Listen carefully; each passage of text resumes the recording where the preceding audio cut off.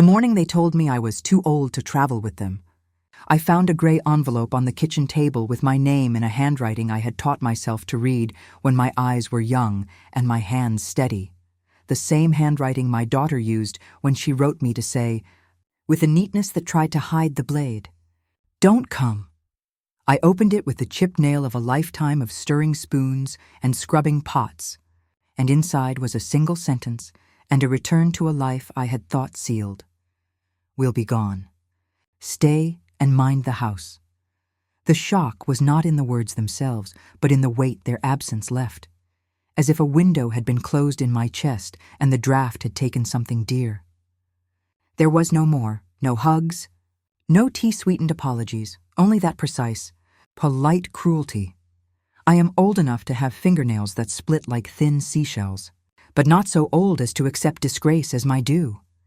They left that day with suitcases and laughter bottled like cheap perfume, while I stood at the doorway with my mason jar of coins in one hand, the jar I'd kept since the children were small, meant to buy us a small indulgence at the market, and the chipped mug I had used every morning for 35 years of tea in the other.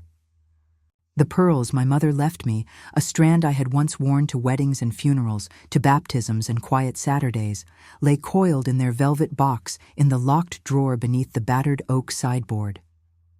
The house smelled of lemon oil and the faint ghost of boiled cabbage, of the life I had tended like a garden, not suspecting it would be trampled. Was this, then, my reward for the nights I woke to mend socks and stitch hems? For the afternoons of soup ladled to hungry mouths and schoolbooks smoothed with gentle hands? They could travel, yes. They could see the sea in places I'd never set my feet. But to leave me like a faded photograph on the mantel that cut deeper than any cold shoulder.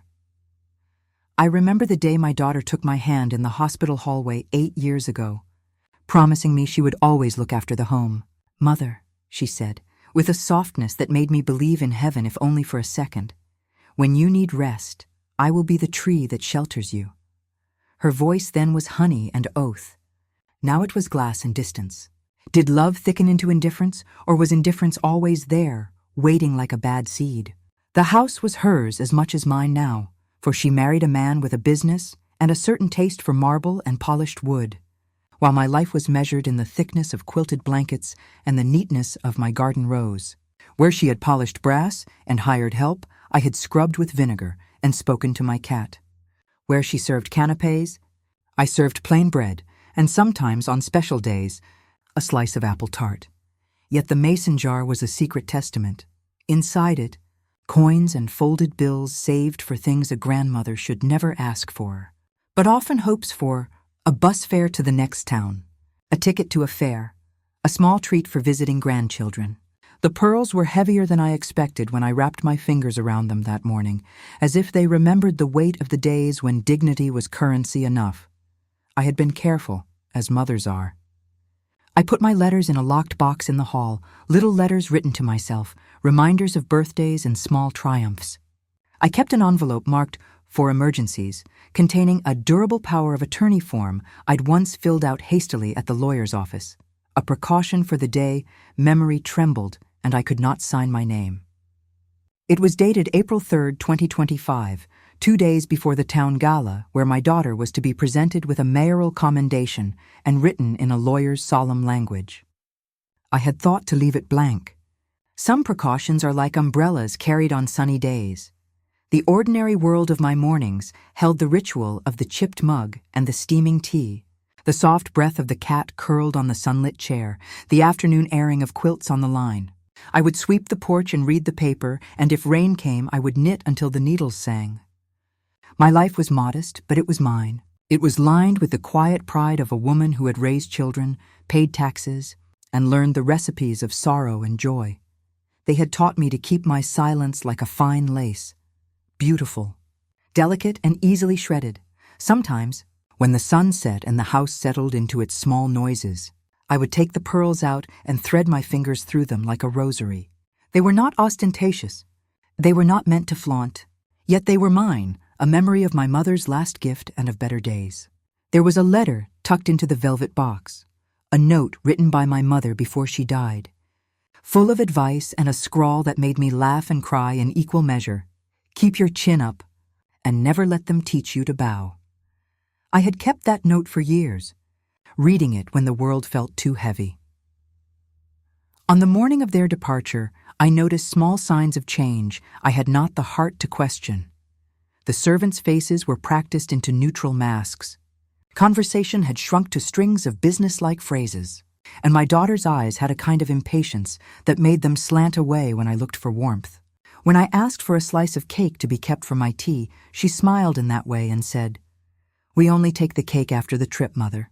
You will be fine." It was the "you will be fine" that bristled like a nettle against my skin. By noon they had gone. The garden gate closed with a soft click, and the echo of their laughter had been swallowed by the distant road.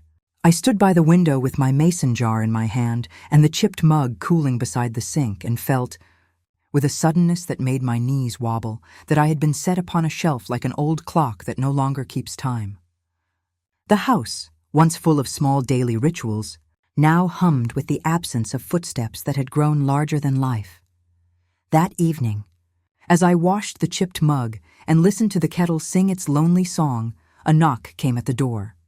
I answered with my shawl about my shoulders and found a woman in a dark suit holding a black leather folder. She introduced herself as Mrs. Parson, the assistant to my son-in-law's law firm, and her voice had that clinical warmth that says pity without offering it. "Madam," she said, "I have some documents for you to sign." I understood then that the polite cruelty had turned to procedure. Documents? My voice was thinner than I liked. What sort of documents?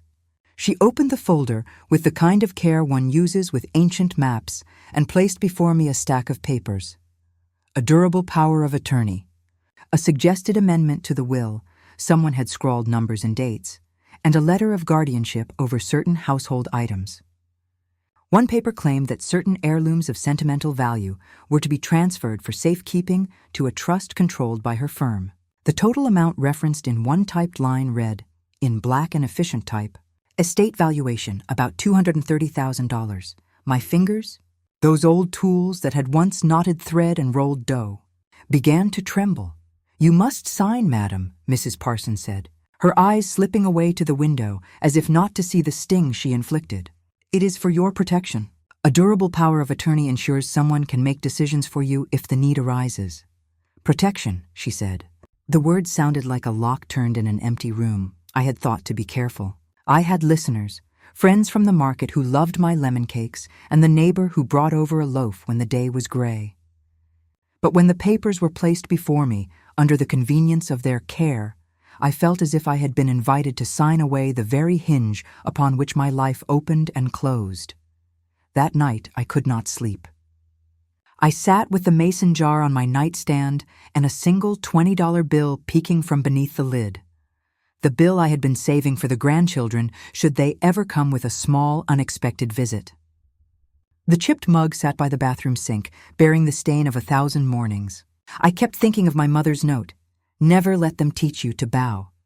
The next morning, April 4th, 2025, I awoke early, as is my habit, and went to the kitchen where I had always started each day. The house felt different in the light, too large, too quiet, as though the walls were holding their breath. On the kitchen table lay a new envelope. Inside, a single line. We placed the mason jar in secure storage. Beneath that, in a smaller hand, was the time, 07:15 a.m. I remember the exact minute because time has become, at my age, both enemy and ally. The little marks on the calendar are a geography I consult each morning like a map to keep the way I have traveled from getting lost. My heart gave a small, unexpected leap, for the mason jar was not merely coins. It was my stubborn proof that I had planned for the days that could frighten any woman. Bus fares, small presents, the cost of a doctor's visit. To remove it, and to tell me they had placed it in secure storage, was to tell me that my hands were no longer to touch what I had saved. When I went to the locked drawer where the pearls slept, the velvet box was present, but the pearls were not. I remember the way the air left my lungs as if someone had scooped it out and set it aside. I never expected what I found in that drawer. My throat tightened into a knot of old sorrow and newly sharpened anger.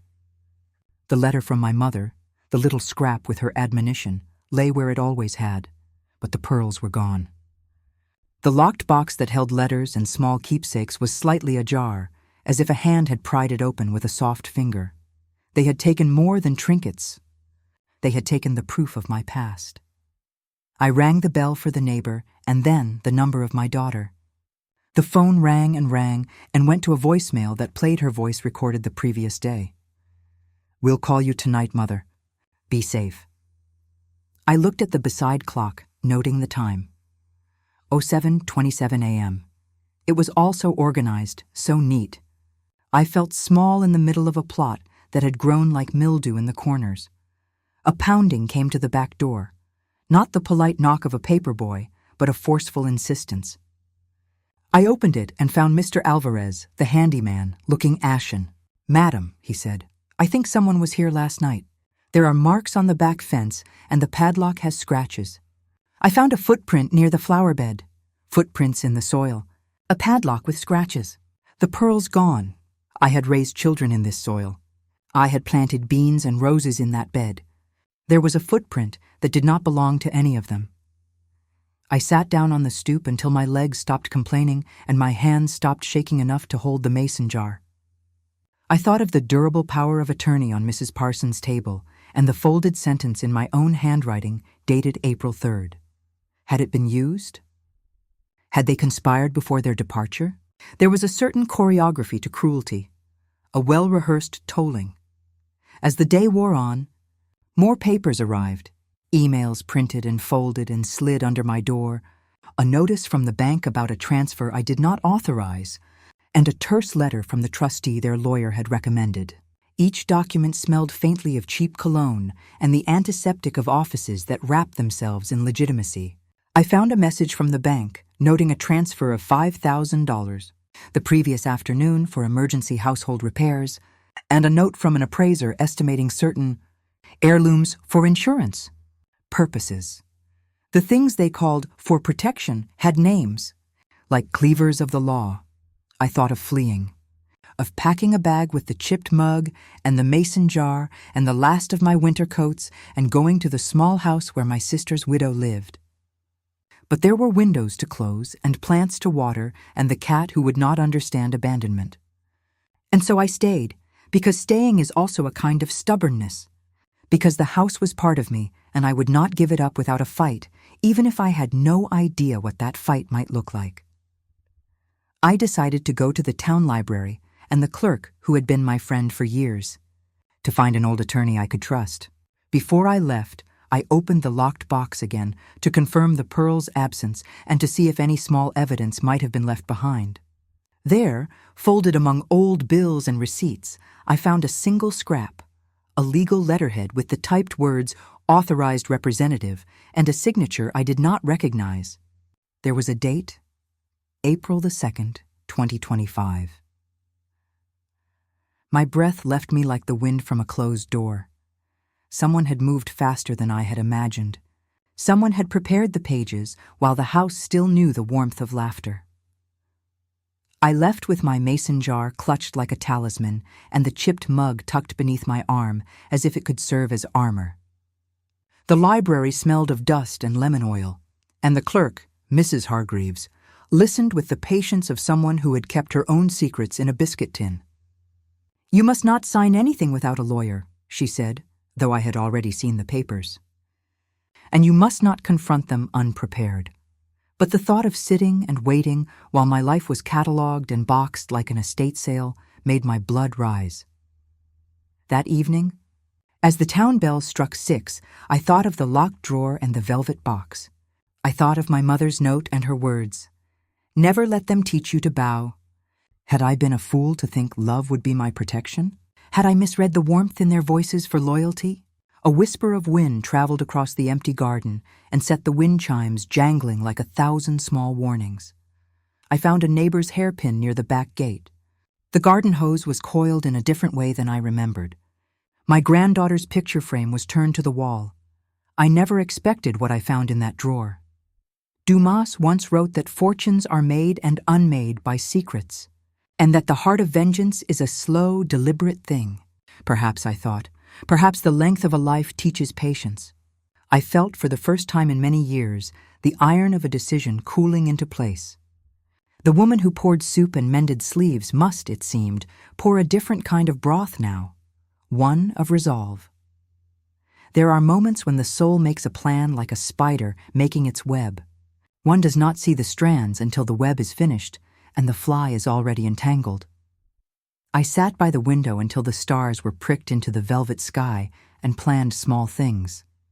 A trip to the barber shop to see an old friend, an appointment with an attorney who owed me a kindness, and tomorrow's walk to the town clerk to ask for copies of property titles. I would not be invisible. I would not be discarded like a receipt. At midnight, I placed my mother's note back into the velvet box, although the pearls were gone. I wrapped my fingers around the mason jar as if its glass could steady my heart. I thought of quiet vengeance, not the kind that ruins lives in a single stroke, but the patient, surgical patience of those who have loved and been betrayed. I would learn the language of lawyers, the names of trusts, the meaning of authorized representative, and durable power of attorney. I would listen for lies as one listens for rain on a tin roof. The house, in its slumber, seemed to watch me with a new, honest face. Dumas taught that a wrong left unanswered grows into a kingdom. I would not let their kingdom stand unchallenged. I never expected what I would find in the morning. In the hush before dawn, a sound rose from the hallway, a quiet shuffle, like paper being moved with care. I opened my eyes and sat very still, listening as if I could hear the next chapter being written before it was spoken. The house held its breath, and the cat twitched in the corner. Then, as the clock clicked 04:12, there was a single unmistakable noise, the slow, deliberate turning of a key. My hand closed around the mason jar. White-knuckled, Dumas style aside, the world my children taught me may award crowns to the shrewd and wealth to the opportunist. Yet remember this, virtue is a debt that time repays, though often with interest paid in the coin of suffering and the currency of patience. The morning after I had heard the key turn, 04:12, an hour stamped into my bones, I did not sleep at all.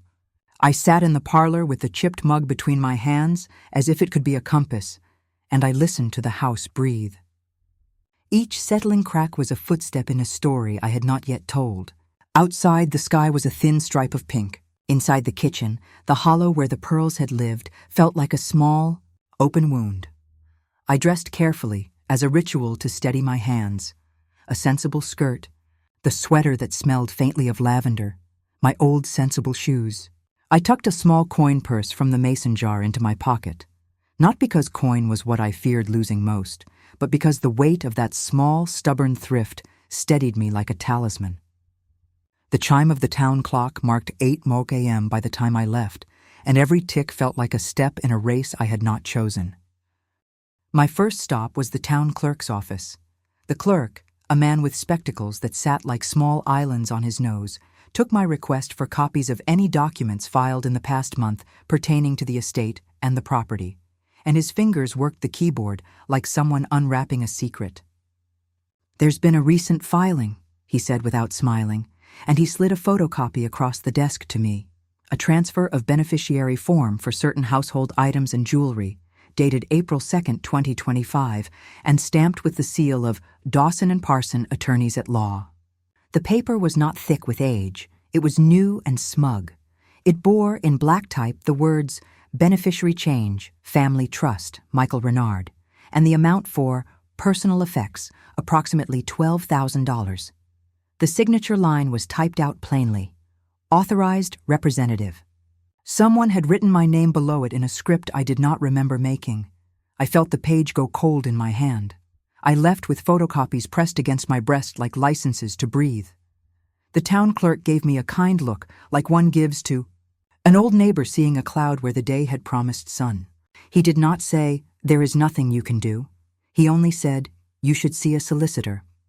I went then to see Mr. Hassan Malik, a solicitor who had once been counseled by my husband about honesty and who had admired my lemon tarts. He was not a man to judge a woman by the softness of her hands. He judged by the straightness of her spine. He drank his tea, his office smelling of paper and upholstery polish, and I told him the story from the top: the envelope, the absence of the pearls, the papers slid under the door, the durable power of attorney dated April 3rd, and the transfer of beneficiary from April 2nd. He frowned and made notes, the kind of little black ink scratches I used to make when balancing accounts. "Durable power of attorney, April 3rd, he asked, "and the change of beneficiary is dated April 2nd. "Yes," I said, "April 2nd and April 3rd. They moved before I even opened my eyes." He tapped the photocopy. "This suggests premeditation, madam. If the authorized representative's signature is forged, we have grounds for an immediate injunction. We can file for an emergency temporary restraining order and a motion to freeze assets while we investigate. But I will need original documents and evidence of forgery. Evidence." The words set my teeth on edge and my thoughts to work like a mill.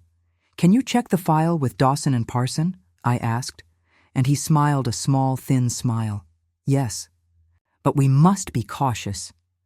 Powerful criminals prefer the wardrobe of civility." We wrote a short list then, the pliant shape of a plan: obtain originals or authenticated copies from the law firm, get handwriting analysis, secure any surveillance or witness statements, subpoena bank records for the $5,000 transfer the bank had reported, and check county records for any transfer of title that might have been filed without my knowledge. He told me, with a slow gravity, that the case might cost in legal fees something on the order of $15,000 to $30,000 if it went to trial. Numbers, always numbers, even when one's dignity is at stake. I left his office feeling that small rigidness of breath that comes before one walks into a storm. On the way home, I called Mr. Alvarez, the handyman, a practical man with fingers ink-stained from carpentry and a heart that would not let him stand by and let a neighbor be wronged. He arrived within the hour, his boots leaving smudges on my clean floor, and we talked strategy like two conspirators knitting a cloak. "There's a storage unit registered in the family's name on Willow Road," he said.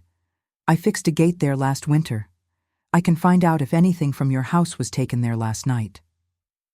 We drove to Willow Road, which smelled of hot asphalt and coffee from the corner shop. Mr. Alvarez's presence was comfort. He had the kind of loyalty that is not historic or dramatic, but the quiet kind that shows up with a ladder when the roof leaks. The storage facility clerk, young and bored, checked his computer and frowned. "No record of recent storage under that name, sir," he said, clicking and squinting at screens. "But there is a security camera. We keep footage for 30 days. Security camera footage." The phrase was a thin thread with a bright end. We watched the playback on a small, grainy monitor. In the hush of the footage, a figure walked past the gate at 02:14 a.m., carrying a box. The figure's gait was familiar, too familiar. The jacket had a slouching shoulder I would recognize anywhere because I had smoothed my daughter's coats when she was small. I did not know whether to be comforted by recognizing that movement or to be crushed. The figure carried a box with something soft inside. Not a person, but the movement suggested jewelry. The camera caught the profile of the hand. There was a ring with a small stone. I recognized that ring. It was the ring my daughter had given me on my 50th birthday. My throat closed. We paused the footage and rewound, and in the paused frame, I could see the quiet point of a signature on a clipboard in the figure's other hand. A clipboard? Mrs. Parsons' assistant swipe? A curiously clinical ritual in the night. I left the storage facility with a copy of the footage, downloaded onto a tiny flash drive like a seed meant to sprout trouble. I felt that I had taken a small, decisive step. Micro cliffhanger. I watched the night footage again. When I returned home, the house had that peculiar hush, like a mouth waiting for a story. My telephone blinked with a missed call, a number I did not immediately recognize. I called back, and a man's voice answered, crisp and practiced. "Madam Renard, this is Caroline Dawson from Dawson and Parson. I'm calling about some documents we executed on your behalf." The name rang like a bell. Dawson and Parson, the same firm on the transfer of beneficiary form. My skin prickled. "I didn't authorize anything," I said, and the voice had a syrup of sympathy. "I'm afraid there's been some misunderstanding." "Oh, Mrs. Renard," she said, "we have client instructions from your daughter and your son-in-law. They were here and signed a durable power of attorney, indicating you wished them to act as your authorized representative. It's unfortunate you were not present, but it is common for clients to discuss their affairs." "They signed a document in my name," I said slowly.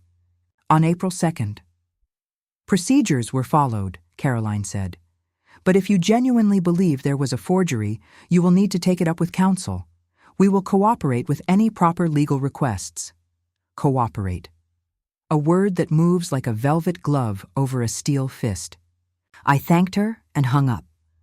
I felt for the first time that the law was not necessarily my friend, that it could be turned into a machine to precise cruelty if one knew which levers to pull. The next day, April 6th, I returned to Dawson and Parson with Mr. Malik at my side. The polished marble of their reception felt like a temple built for convenience, an altar for signatures. Mrs. Parson herself, whom I had first met with a black folder, greeted us with a smile as even as the lines of an envelope. "Ms. Renard," she said, "Mr. Malik, to what do we owe the pleasure?" Mr. Malik did not smile. He presented a formal request for inspection of client files pertaining to my case and a subpoena motion if necessary. "We are prepared to demonstrate probable cause of forgery," he said. "We request the originals of any documents signed April 2nd through April 4th, including any durable powers of attorney, transfer of beneficiary forms, last will and testament codicils, and any communications related to such." Mrs. Parsons' smile flickered just for a second, like a candle caught by a whisper of wind. "We will require a written request," she said, with the calmness of a woman who keeps the watch over others' secrets. "Our clients have rights." "You may also have duties, Mrs. Parson," Mr. Malik replied. "I hope you will remember them." She excused herself to consult with a partner and returned with a tray of tea, like offering the peace of diplomacy. Inside the office, a man emerged, Mr. Dawson himself, whose name had been stamped on the transfer of beneficiary. He placed before us a sealed envelope and asked in that smooth voice whether we had retained counsel, Mr. Malik explained. Mr. Dawson said he would be willing to cooperate, but that their clients had concerns about public scandal, and he produced a copy of a document. A last will and testament dated March 12, 2018, with a codicil dated April 2nd, 2025, indicating the transfer of heirlooms to the family trust. He had the codicil in his hand as if it were a jeweled scepter. It was then that my world took its deepest lurch. Mr. Dawson opened the codicil and read aloud a passage that had my name and my daughter's name and the sentence, "It is my wish that my mother, Rosemary Renard, should be cared for by my daughter, Elena, and her spouse, Michael Renard, and all household items be administered by said family trust when I am no longer able." The codicil bore a signature that could have been mine, but signatures are slippery things. They are letters made for bodies that change. Mr. Malik leaned over and asked for the original document to be presented for comparison with the signature on other known documents. Mrs. Parsons swept, with a light hand, a small ledger from a drawer and placed before us a photocopy of my supposed signature. "We have the original codicil in our safe," she said, "but we can provide a notarized copy upon request." "A notarized copy?" "A layer of varnish," Mr. Malik asked, then the question that dislodged a thin stone in the dam. "Do you have recorded communications between your clients and our office relating to this codicil?"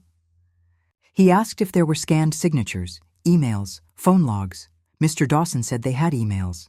He opened his computer and produced a string of messages between the firm and a generic account, forwarding scanned documents for signature. Among them was a PDF file scanned on April 1st, 2025, an image of a signature labeled R. Renard. The image was of poor quality, the ink blotched in the way a hurried scam often looks. It was possible to believe that any steady woman's signature could look like that when aged and tired. Mr. Malik requested the security camera logs, the mail logs, the chain of custody of the original codicil. He asked for a record of who had been in the office on April 2nd. The office notes show visits from Elena Renard and an authorized courier, Mrs. Parson said, and an assistant signed the delivery. Mr. Malik's face tightened. We will subpoena the original codicil, the durable power of attorney, and any correspondence. We will also request handwriting analysis. He tapped a pencil, then looked at me with a gaze sharpened like a blade. Madame Renard, do you want me to proceed?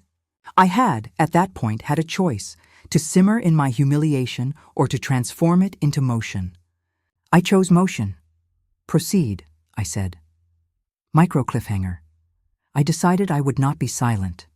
The next days became a carousel of small legal maneuvers. We filed an urgent motion for preservation of evidence. The court clerk stamped our petition with the same mechanical hand that had once stamped bus passes into my palm when children were small. The bank agreed to put a temporary hold on the $5,000 transfer pending inquiry, but when we asked them about larger transfers up to $50,000 occurring on April 3rd and 4th, they produced a court order from a judge, signed and dated April 5th at 09:23 a.m., instructing them to release funds to Family Trust, account JRFT 2025-09. How quickly the machinery had been primed. A judge issued this? I whispered, feeling a small coldness. Mr. Malik examined the order. This is troubling, he said. We were not notified.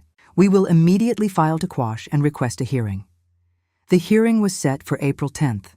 I marked the date on my calendar as if it were a beacon. I felt my pulse arrange itself into a steady drumbeat. I ate sparingly. I waited. Each night I slept with my mother's note folded beneath my pillow. Meanwhile, small betrayals made themselves visible. Mrs. Hargreaves, who had been my friend, admitted with a look of shame that she had been asked politely to buy time at a bakery while the family discussed matters. A neighbor who had once brought a casserole now avoided my eye. My granddaughter, though, still visited. The child's small hands offered me cookies cut into stars, insisting I taste. Children do not see treasons the way adults do. They see only the warmth of who gives them sweets. Our handwriting analyst arrived with boxes and a machine that smelled of ozone and seriousness. He compared my known signatures from old bank records with the signature on the codicil and the authorized representative marks. After 3 days of study and a concentration that felt like prayer, he reported his findings. The signature on the codicil was not mine. The ink flow was inconsistent. The pressure points did not match the curving grace of my real signature. Someone had imitated the form but not the soul. The analysis concluded, with a statistical estimate, that there was a 97.8% likelihood the signature was forged. The number was a small, bright thing, like a candle in a dark room. It was not the whole of justice, but it was a necessary truth. My heart, which had been a stitched-up patchwork of old sorrows, began to thrum. We had proof of forgery in hand. We took the findings to the judge at the scheduled hearing. The courtroom smelled like old wood and recycled breath. Mr. Malik spoke in measured tones, laying out the timeline: durable power dated April 3rd, the transfer of beneficiary dated April 2nd, the removed pearls, the $5,000 transfer. He asked the court to issue a provisional restraining order against the defendants and to freeze accounts associated with the family trust. At that point, something happened I had not expected. The defense produced a notarized affidavit from a Ms. L. Hart, a private notary who swore she had witnessed my signature during a virtual signing on April 2nd. The affidavit contained a timestamp and a remote notarization certificate bearing a seal. The judge paused. Virtual notarization has become accepted, he said cautiously, provided the notary confirms identity by video. Virtual. The new age draped its convenient cloak over an old trick.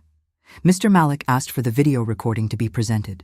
The defense said they could not produce the video due to technical issues, but offered a supporting letter from a bank official stating that protocol had been followed.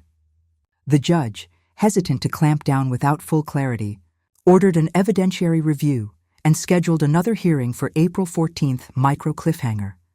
They claimed the video was lost. I felt the ground shift under me. The legal world had many doors, and sometimes those doors were opened by keys one did not know existed. On April 12th, while the court prepared its next steps, I received an anonymous envelope slipped under my door. Inside was a photograph taken at a distance of me, years ago, standing with my husband at the pier, his arm around my shoulders, both of us smiling at a horizon that held promise.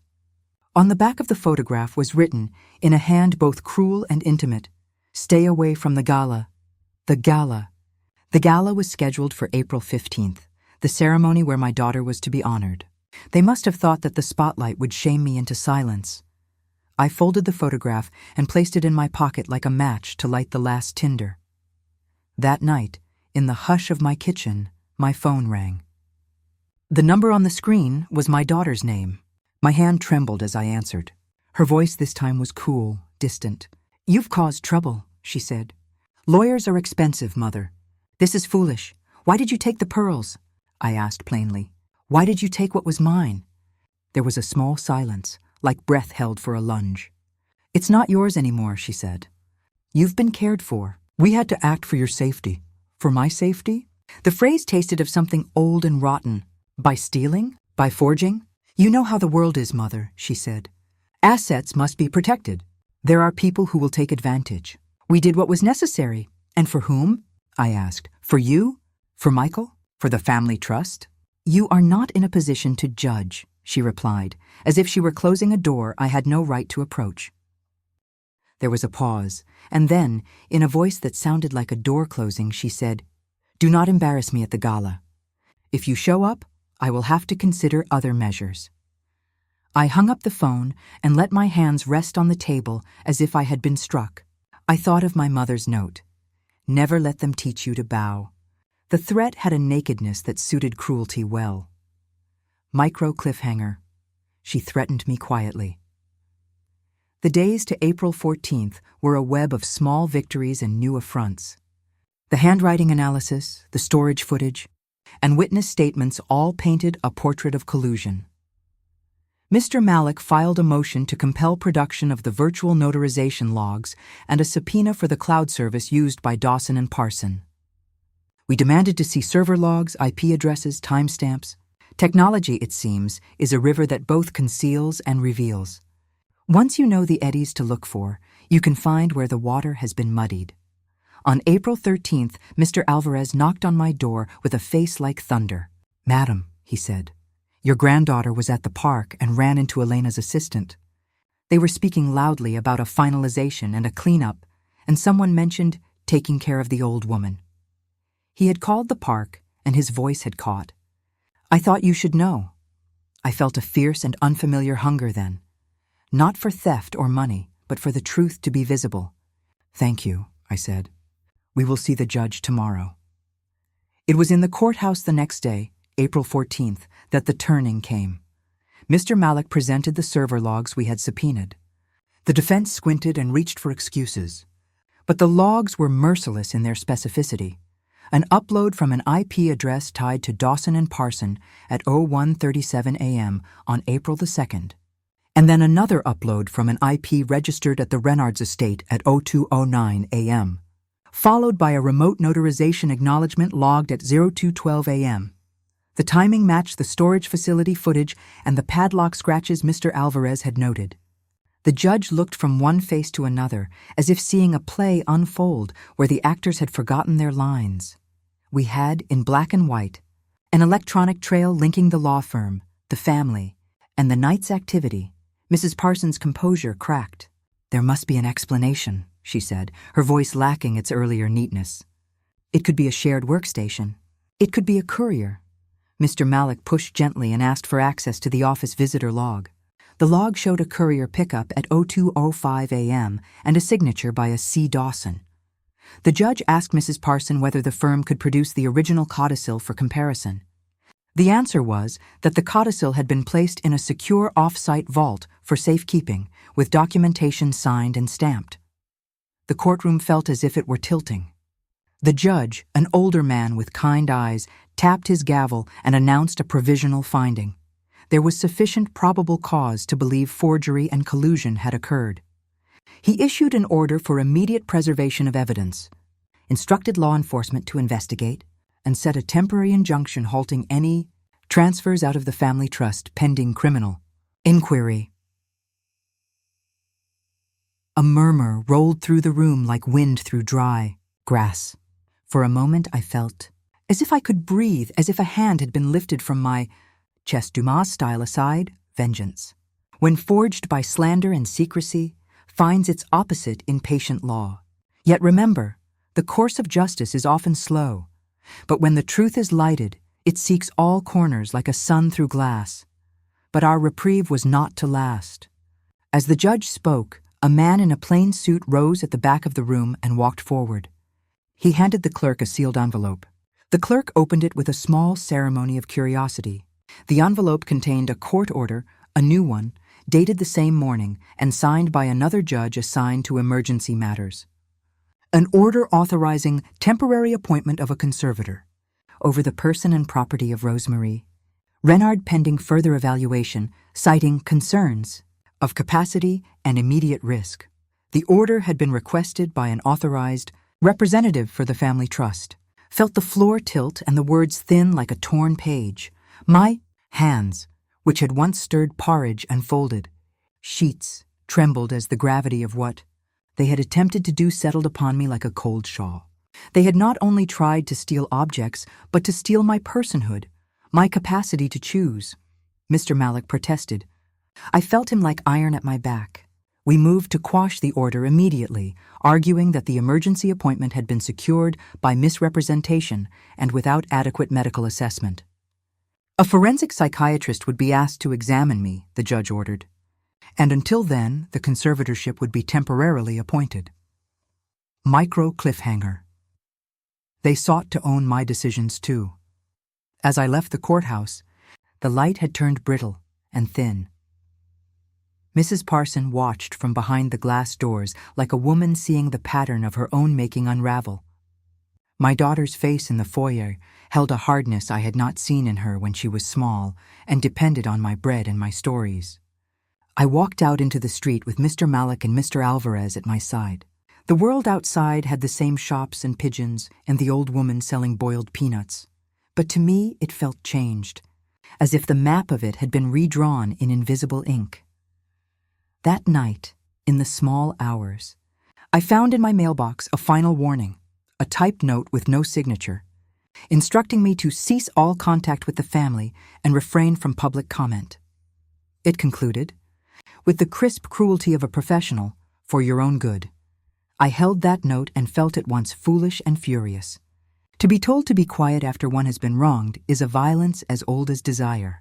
I wrapped my hands around the mason jar and thought of the pearls that had been taken.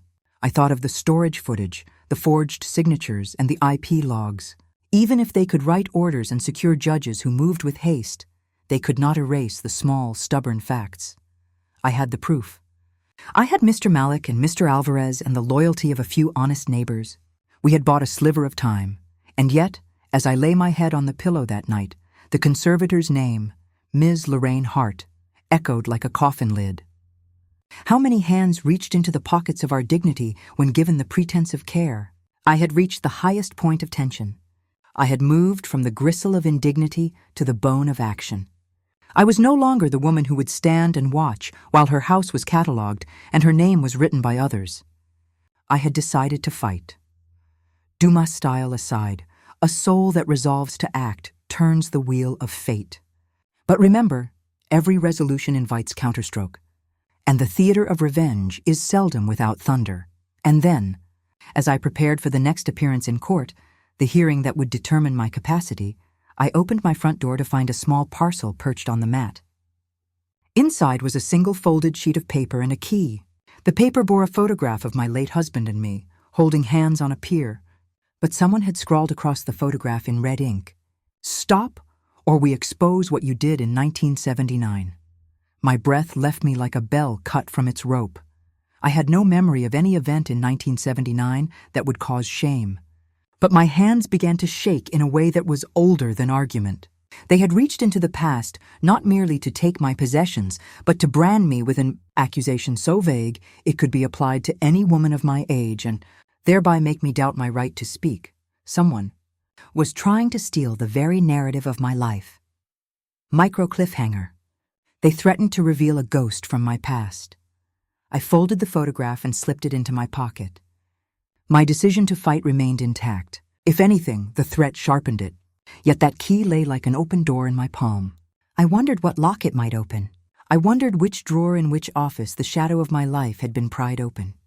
The next morning, with the key in my pocket and my mother's note tucked under my tongue like a benediction, I went to the police station.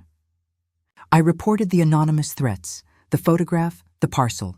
The officer, a young man with a sympathetic jaw, took my statement and promised to investigate. "We'll check the footage and trace the parcel," he said, with the clean hope of someone who believes in the efficacy of forms. "We'll see who signed for it." As I left the station, my phone buzzed, a blocked number. Hesitantly, I answered. A voice, thin as a thread but edged with laughter, said, "There are things from long ago that you may prefer remain in their graves."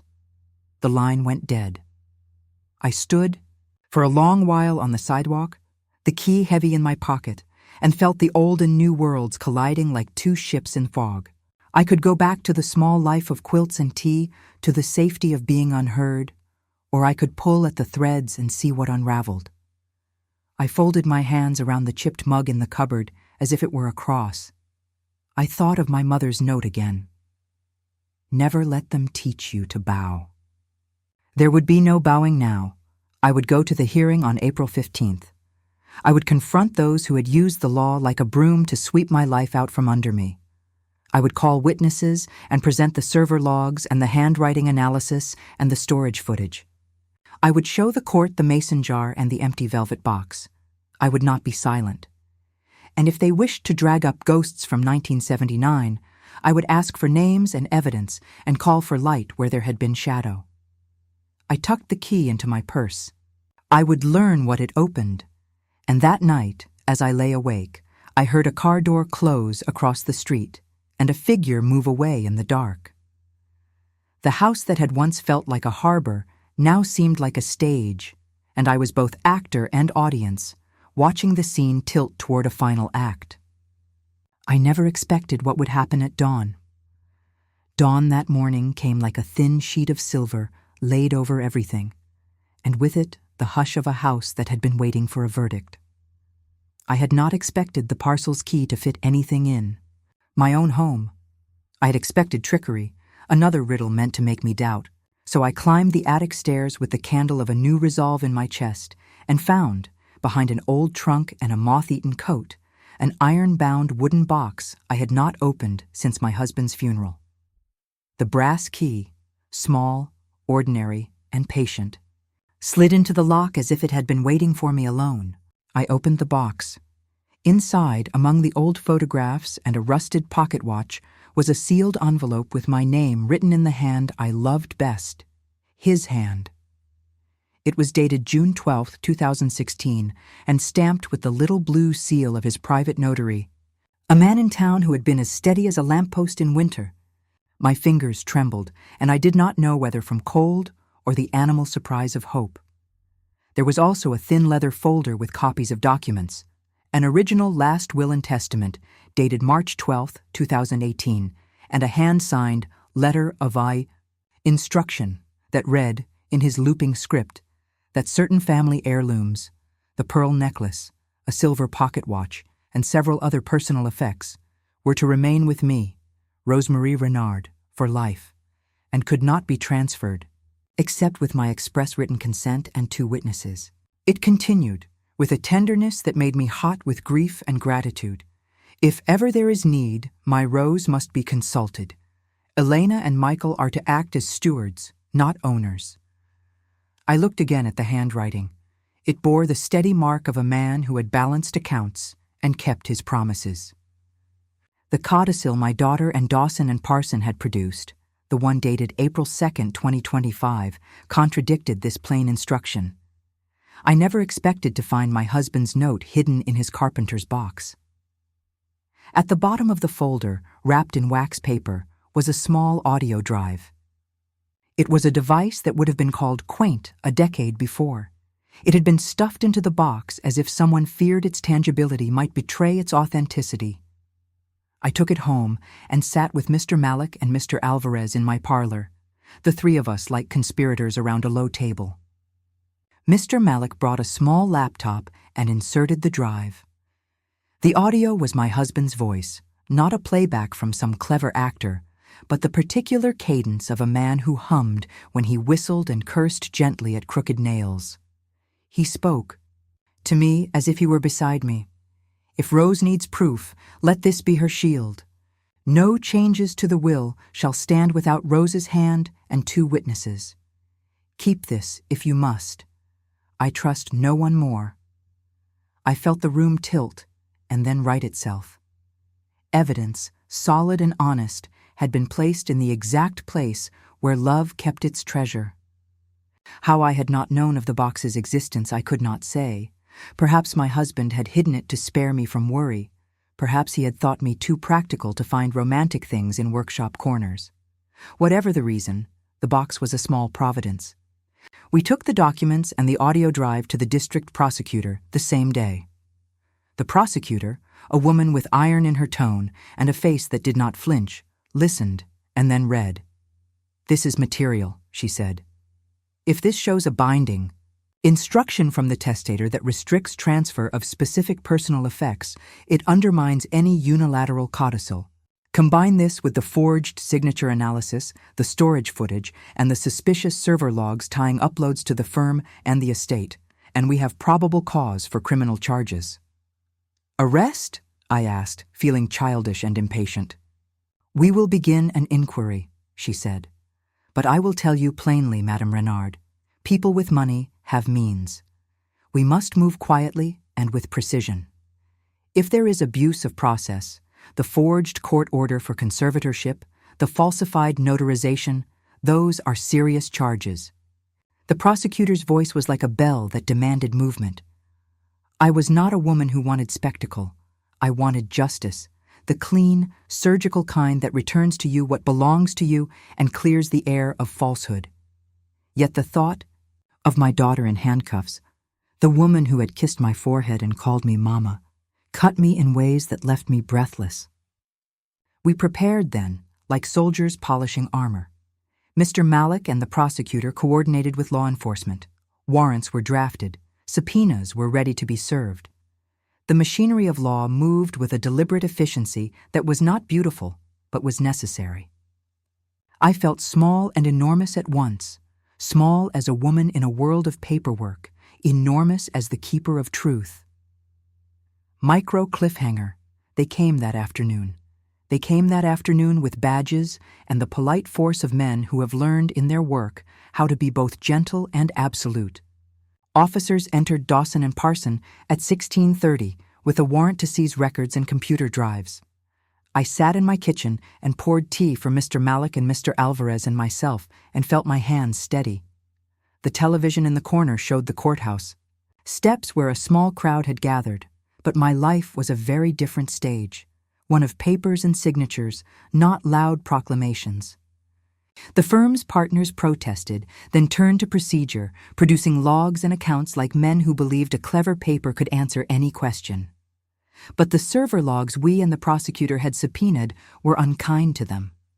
The logs showed, in cold digital clarity, that on April 2, 2025, there had been uploads from the Dawson and Parson workstation at 0137 a.m., then from an IP associated with the Renard estate at 0209 a.m., and a remote notarization acknowledgement at 0212 a.m. The courier pickup at 0205 a.m. from the firm's log matched the security footage from the storage facility showing a figure removing a box. It was the convergence of evidence that matters in the end: a footprint, a timestamp, a travel receipt. The law treats these things like regular folk treat breadcrumbs. They can lead you home or to the place you would rather not go. When the officers found the original courier slip and the assistant's notes indicating the transfer of a sealed envelope, the firm's denials frayed like an old sweater. Within 48 hours, Dawson and Parson were facing internal inquiries and criminal referrals.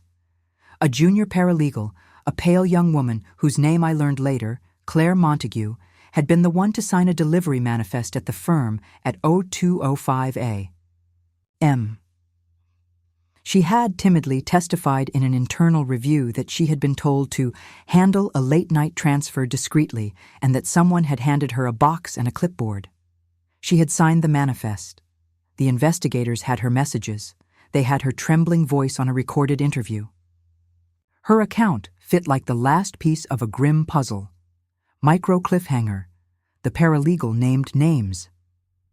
When the investigators brought a plainclothed detective to my home to take my statement and to show me surveillance footage they had obtained, I saw in the pixelated frame the night's movement in a way I had not expected.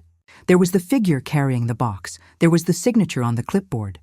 There was, caught in the grainy light, a flash of my daughter's profile as she leaned over the assistant in a way that looked more like instruction than oversight. My throat constricted. A grief that was not only for objects struck my chest. The criminal investigation moved faster than I would have believed possible. By April 20th, both my daughter and my son-in-law were under formal investigation for conspiracy to commit forgery and elder financial abuse, and Dawson and Parson were facing charges related to aiding and abetting a fraud. The conservatorship order was provisionally quashed by the same judge who had first signed it when the forensic psychiatrist who examined me, Dr. Patel, provided a clear, unambiguous report. Rosemarie Renard displays full capacity to make financial and personal decisions as of April 18, 2025. He cited my coherent testimony, my knowledge of finances, and my consistent mental acuity.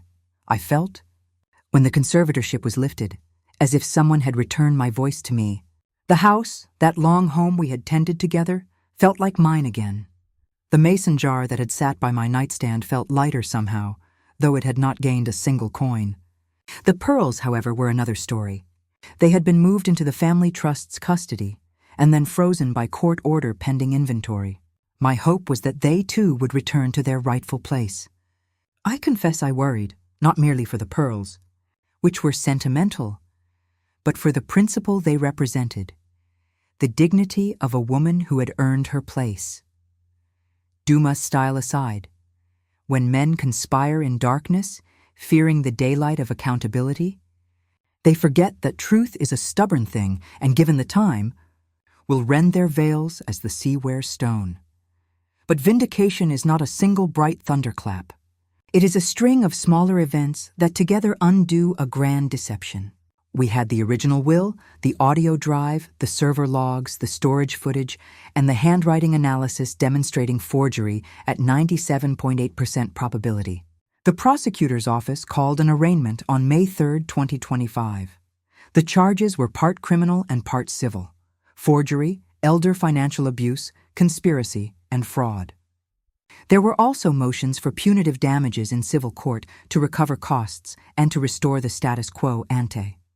The arraignment was, to me, a strange inversion of the gala I had feared. Instead of glossy dresses and speeches, there were cold benches and procedural words. The press had heard of the case. Reporters hovered like gulls at the courthouse steps. My daughter's face was drawn, the face of a woman who had imagined herself protected by convenience and had not pictured the eventuality of exposure. When counsel for the defense asked for bail, the prosecutor argued that there had been a pattern of calculated acts: the midnight courier, the falsified notarization, the forged signature, the attempt to clothe it all in legality. The magistrate, who had read the packages of evidence, set bail and ordered further discovery. The family's social networks began to fray. Invitations were rescinded. A mayoral commendation scheduled for April 15th had been postponed and then quietly canceled. Public humiliation has a slow consumption. It creeps like ivy. The more you ignore it, the deeper it finds roots. Micro cliffhanger. Elena avoided my eyes in the hall. One afternoon, after court, my granddaughter, sweet, untarnished by adult complications, came by with cookies and a request to hear the story of when I met her grandfather. We sat in the sunroom, and I told her, haltingly at first, and then with a voice that warmed as memory warmed, about the day he taught me to sand a plank and how he praised the neatness of a seam. Children forgive in ways adults cannot. They suture wounds with the small humor of their presence. She hugged me, and then, with the uncompromising honesty of a child, asked, "Did Aunt Elena mean to hurt you?" I looked at the child who had known my lap and my cakes, and felt a tenderness I had not known I kept like a store of coal for cold days. "Some people are frightened by what they want," I said, "and sometimes fear and greed make them do cruel things.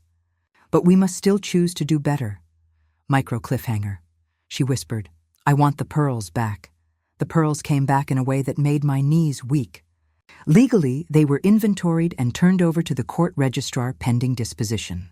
The judge, a man whose eyes softened when I explained that the pearls were my mother's and meant to be worn as a blessing on baptisms and funerals, ordered their return to me on June 2, 2025.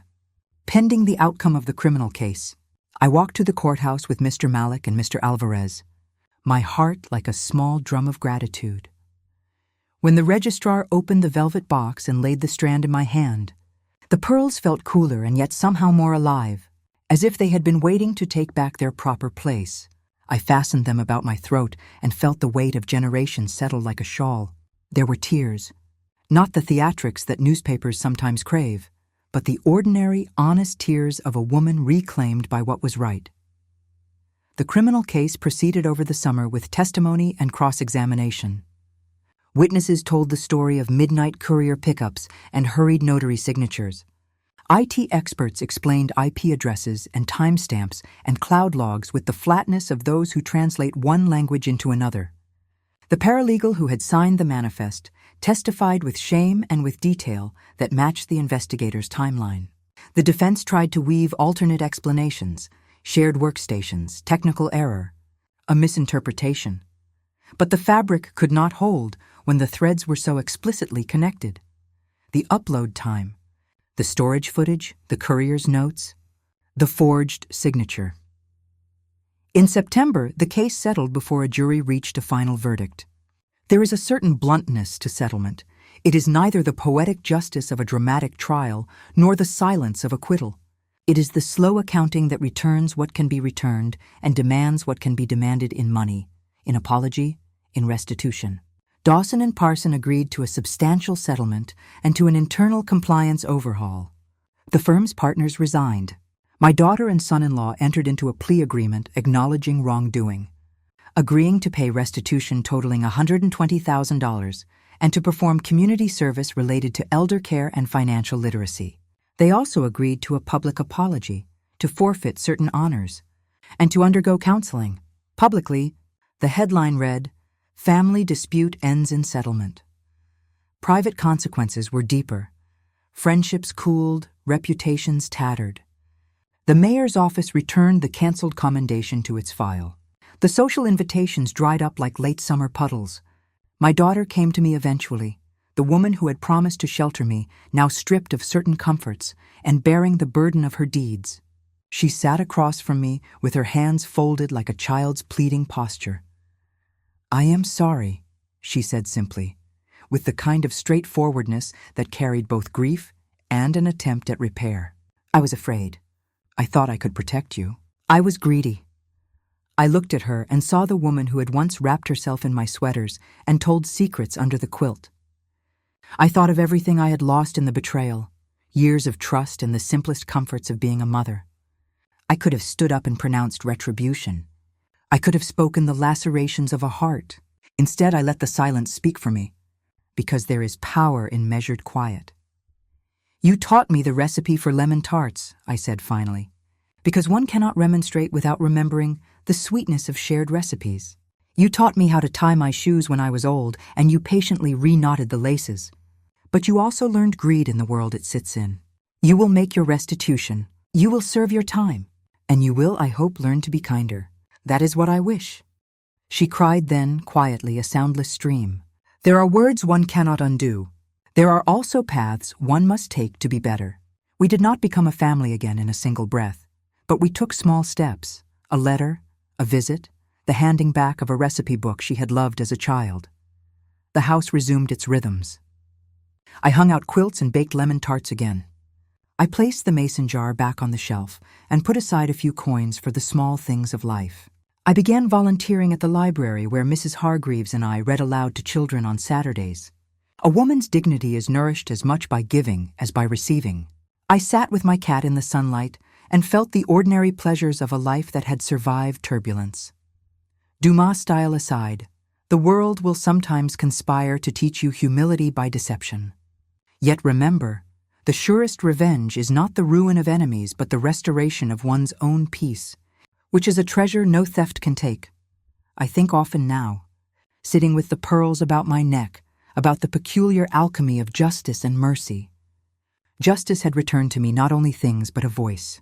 Mercy had asked for humility in return from those who wronged me. The law had balanced its scales, but it could not stitch the exact beat of youth back into my daughter's heart. That we both had to work on, slowly, like mending a frayed hem. There is an odd tenderness in being spared the final catastrophe, the chance to speak again, to look your child in the eye and to say, with all the fatigue and love pooled into one, that their choices matter. I forgave, not because the harm was small, but because forgiveness is the way I choose to live my remaining years, not in shackles of hate, but in the open air of truth. If you have learned anything from my story, let it be this: keep your papers close, keep your friends nearer, and teach the younger ones the value of honesty long before temptation finds them. Keep a mason jar for small safekeeping, and do not be ashamed to hide an old box of proofs in a place only you might think to look. There is a certain prudence in suspicion. There is a nobility in love, and when you are wronged, do not let humiliation teach you silence. Let it teach you strategy. If my tale has touched something in you, if it has given you courage to ask questions or to check your own drawers, then do not keep it to yourself. Share this story with someone who needs to hear that age is not a sentence to invisibility and that dignity can be restored. Leave a comment below if you've ever been betrayed and found your way back. Subscribe if you want to hear more stories from this old heart. I have many more truths to tell and recipes to share. And remember, truth, like a stubborn pearl, may be hidden, but often returns to the hand that keeps faith. I fasten the pearls each morning now, and when I look in the mirror, I see not only the woman who endured, but the surface of a life that has been buffed by hardship into something that glitters with a quiet light. If my daughter learns from her wrongs, it will not be because the law forced her to. It will be because she has sat long enough in remorse to remember the warmth of a mother's hands. So come, take a cup of tea with me. Let us talk about the recipes and the small precautions that keep a life honest. If you have a mason jar, don't hide it away in shame. Let it be your stubborn hope.